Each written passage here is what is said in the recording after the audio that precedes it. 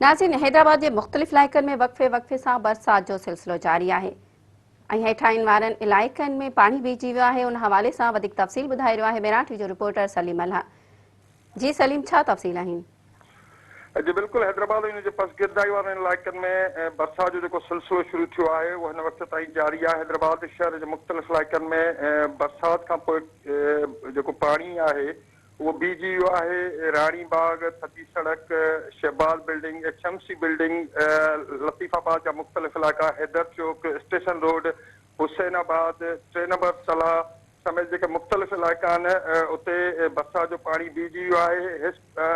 हिस्को जी जेका सूरत हाल आहे उहा इहा आहे त हीउ जेको बरसाति पई आहे उन खां पोइ 120 जेके फीडर आहिनि उहे बंदि कया विया हुआ, जंहिंखां पोइ हिस्को जी दावा आहे त 56 जेके फीडर आहिनि उते बिजली बहाल कई वई आहे, जॾहिं त 64 जेके फीडर आहिनि उन्हनि ते अञा ताईं बिजली बहाल न थी सघी आहे। पर सूरत हाल जेका आहे बिल्कुलु उनजो बतड़ा आहे। हैदराबाद जा अक्सर इलाइक़ा हिन वक़्तु बिजली न आहे, जंहिं सबबु जेके पंपिंग स्टेशन आहिनि उहे कमु न पई कनि ऐं पाणी जो जेको निकाल आहे उहो न पियो थी सघे।